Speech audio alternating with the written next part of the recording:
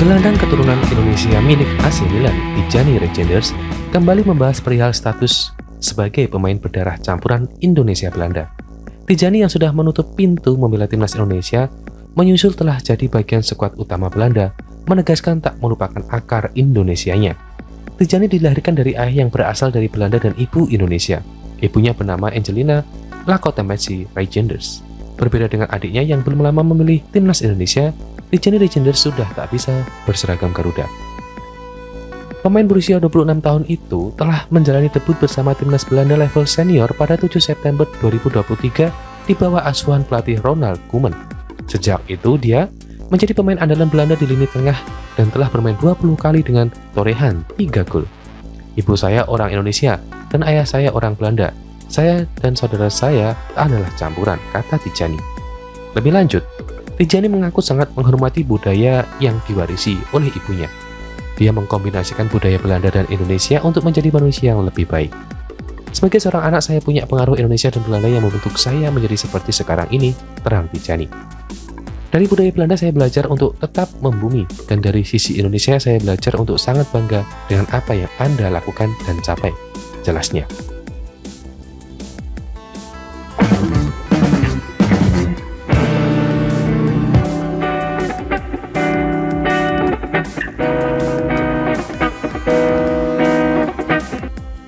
Timnas Indonesia bakal kedatangan pemain naturalisasi baru untuk lawan Australia. Jelang laga lawan Australia Maret mendatang, tentunya persiapan demi persiapan dilakukan oleh PSSI beserta jajarannya. Sebelumnya, oleh Romani sedang disiapkan proses naturalisasinya. Namun prosesnya masih belum selesai karena ada masa reses DPR RI yang berlangsung hingga bulan Januari. Nama oleh Romani muncul sebagai kandidat kuat untuk memperkuat timnas Indonesia. Penyerang muda ini menjadi perbincangan hangat, terutama setelah ia menunjukkan kedekatannya dengan Indonesia. Romani pernah mengunjungi Jakarta, bertemu langsung dengan Erick Thohir, dan menyaksikan pertandingan timnas Indonesia melawan Jepang di Stadion Utama Gelora Bung Karno. Romani memilih darah Indonesia dari neneknya yang berasal dari Medan, Sumatera Utara.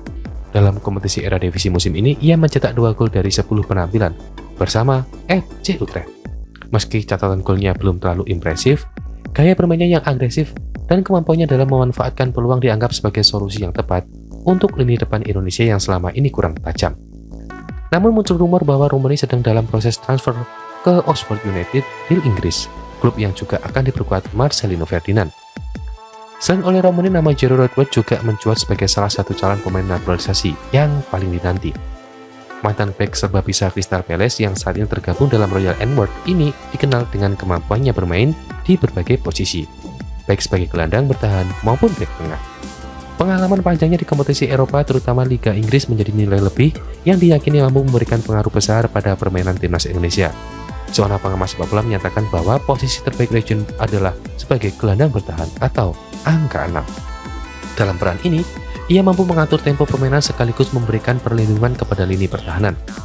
Dia bisa bermain dengan baik di posisi angka 6, ungkap pengamat sepak bola yang menyoroti kemampuan dalam membaca permainan dan memberikan distribusi bola yang efektif.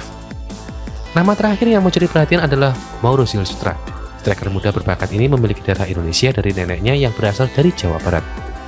Meski proses naturalisasinya belum banyak disorot seperti oleh Romani, kehadiran Mauro diharapkan dapat menjadi tambahan penting bagi kedalaman skuad Garuda. Mauro dikenal dengan kecepatannya di lini depan serta insting mencetak gol yang tajam.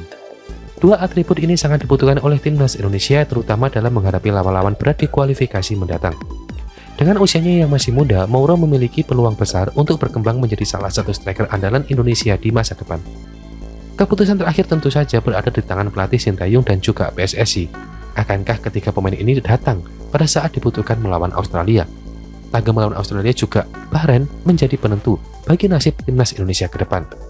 Tentu kedatangan pemain itu juga mendapat pengaruh nasib timnas Indonesia di kancah sepak bola internasional.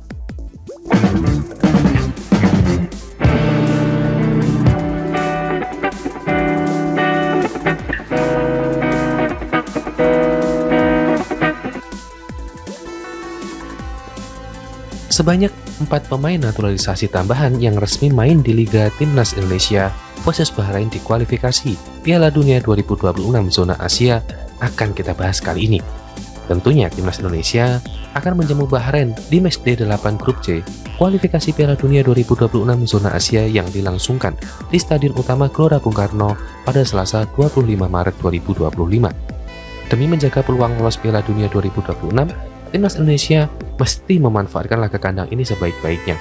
Benar, Timnas Indonesia tak mudah mengalahkan Bahrain, mengingat pada beberapa laga terakhir mereka dalam kepercayaan diri tinggi setelah menang 3-2 atas Arab Saudi dan menggilas Irak 2-0 di ajang Piala Teluk 2024. Namun, Timnas Indonesia memiliki amunisi tambahan saat menghadapi Bahrain. Pemain-pemain ini belum berstatus WNI saat menghadapi Bahrain di matchday ketiga grup C pada Kamis 10 Oktober 2024. Hanya saja, pada Maret 2025, nama-nama di bawah ini sudah memegang paspor Indonesia. Siapa aja? Berikut ini 4 pemain naturalisasi tambahan yang resmi main di Liga atau juga antara Timnas Indonesia versus Bahrain yang akan berlangsung. Dari mulai yang keempat ada Tim Cipens dari FC Emmen. Tim Cipens merupakan dapatnya paspor, yaitu untuk Indonesia. Rencananya pemain yang telah mencatatkan 11 penampilan bersama FC Emmen di Liga 2 Belanda 2024-2025 ini akan mengambil sumpah WNI pada Februari atau Maret 2025. Secara posisi, Tim Cipens bisa bermain sebagai fullback atau wingback kiri.